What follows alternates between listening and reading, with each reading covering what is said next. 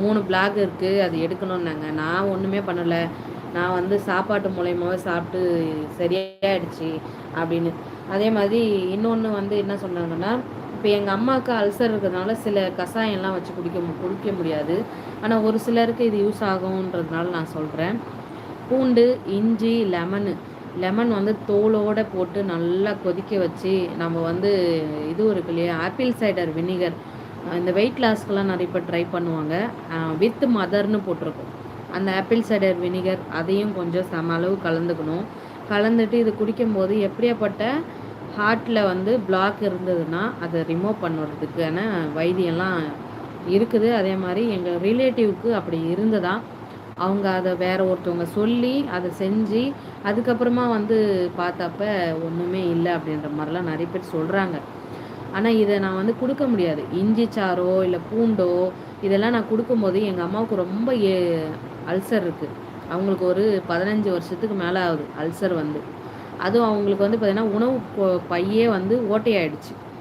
உணவு பையே வந்து மைல்டுட்டாக ஓட்டையாகி ரொம்ப வந்து ஹெவியாக இருக்கும் போது என்டோஸ்கோபி பண்ணதில் பார்த்து அதெல்லாம் பார்த்தாச்சு. ராமச்சந்திராவில் தான் பண்ணுனாங்க.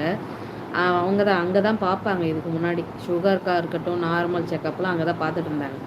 அதுக்கு அடுத்தது இந்த பிரச்சனைக்கு தான் நான் வந்து ஓமந்தூரா ஹாஸ்பிட்டல் போயிருக்கேன். அப்போது அதனால் அவங்களே என்ன சொல்லிட்டாங்கன்னா, உங்களுக்கு ஹீட்டாக இருந்தாலும் என்ன இருந்தாலும் நீங்கள் தான் வந்து சரி பண்ணிக்கணும். அதுவே நம்ம வந்து எங்கள் அம்மாவுக்கு வந்து பார்த்திங்கன்னா, சரிம்மா கொய்யா இலை டீ போட்டு குடிங்க, கொய்யா இலை டீ போட்டு குடிக்கலாம், நாவல் பழக்கொட்டை அந்த பொடி சாப்பிட்லாம், அப்புறமா கடுக்காய், தாண்டிக்காய், இந்த திருப்பலா சூரணம் சாப்பிட்லாம், அதெல்லாம் வந்து நல்லது. அதையெல்லாம் சாப்பிட மாட்டாங்க அவங்க. நம்மளை மாதிரி டீ காஃபி நல்லா குடிப்பாங்க. டீ காஃபி மஸ்ட்டாக வேணும் அவங்களுக்கு. காரம் நல்லா சாப்பிடுவாங்க, ஆந்திரா காரம் மாதிரி நல்லா சாப்பிடுவாங்க. இப்படிலாம் பண்ணோம்னா நம்ம உடம்பு நல்லா இருக்குமா? ஏன்னா ஒரு பிரச்சனைக்கு உள்ளாக்கினதுக்கப்புறமா நம்மளே வந்து தான் செல்ஃபாக வந்து கொஞ்சமாவது நம்மளை வந்து இது பண்ணிக்கணும். அதை அவங்க பண்ண மாட்டாங்க. டீ டேப்லெட்டு உமி டேப்லெட் கொடுத்துருக்காங்க. அவங்க ரெகுலராக எடுத்துகிட்டு தான் இருக்காங்க. ஏன்னா அல்சர்னாலே அது கொடுப்பாங்க. ஜின்டாக்கு, உமி டேப்லெட்டு இந்த மாதிரிலாம் வந்து பார்த்திங்கன்னா அது எடுத்துகிட்டு தான் இருக்காங்க. ரொம்ப வருஷமாக எடுத்துகிட்டு இருக்காங்க அவங்க. இளங்கோவன் ஜெகநாதன் வாங்க, எப்படி இருக்கீங்க? நல்லா இருக்கீங்களா? 5ஆம் தேதி அனைத்தும் முருகன் கோவில்களிலும் தைப்பூச திருவிழாவுக்கு ஏற்பாடுகள். ஆமாங்க. முருகனின் 6 வீதிகளும் தைப்பூசை திருவிழாவிற்கு ஏற்பாடுகள் நடைபெற்று வருகிறது. 10 லைக்கு. வெற்றிவேல் முருகனுக்கு அரோகரா. வாங்க. இளங்கோவன், உங்களுக்கு நோட்டிஃபிகேஷன் வருதா இல்லையா நம்ம சேனல்து? நான் எந்த வீடியோ போட்டாலும் நீங்கள் நார்மல் வீடியோஸ்க்கு கமாண்டே போட்டதில்லை. நார்மல் வீடியோஸையும் பாருங்கள். ஏன்னா எனக்கு வந்து சப்ஸ்கிரைபர் குறைஞ்சிக்கிட்டே வருது. இதுவரையும் 50 சப்ஸ்கிரைபர் குறைஞ்சிருக்காங்க. எதுக்காக நான் உங்ககிட்ட சொல்கிறேன், ஒருத்தவங்களாக கேட்டுட்ருக்கேன் நான் இப்போ. ஏன்னா நான் வந்து சீக்கிரமாக லைவ் போடும்போது நீங்கள் யாருமே காணோம். இப்போ இந்த டைமுக்கு வரக்கூடிய சப்ஸ்கிரைபர்ஸ் யாருமே 8:30 மணி 9 மணிக்கு போட்டப்போ வரவே இல்லை. ஏன்னா நான் 3 நாள் தான் போடுறேன். 1 மாதமாக நான் லைவ் போட்டதில்ல. அதனால் அது என்ன ஆகிடுச்சுன்னா, இன்ஆக்டிவ் சப்ஸ்கிரைபர்ஸ் எல்லாமே ரிமூவ் பண்ணுறாங்க. நோட்டிஃபிகேஷன் போதா இல்லையான்னு தெரில. நிறைய பேருக்கு வரலன்னு சொல்கிறாங்க. உங்களுக்கு நோட்டிஃபிகேஷன் வருதா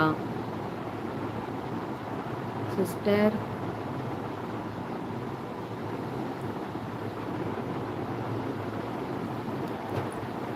உங்களுக்கு நோட்டிஃபிகேஷன் வருதா? வரலன்னா கொஞ்சம் சர்ச் பண்ணி பாருங்கள். சங்கவி சமையல்னு சொல்லி ஒரு 2 டைம் வந்து சர்ச் பண்ணி பாருங்கள். யூடியூப்பில் சர்ச் பண்ணி பார்த்துட்டு நம்ம ரெண்டமாக நம்மளோட வீடியோஸோ ஷார்ட்ஸோ ஏதோ ஒன்று ஒரு 2-3 வீடியோ பாருங்கள். அதுக்கப்புறம் உங்களுக்கு நோட்டிஃபிகேஷன் கண்டிப்பாக வர ஆரம்பிச்சிடும்.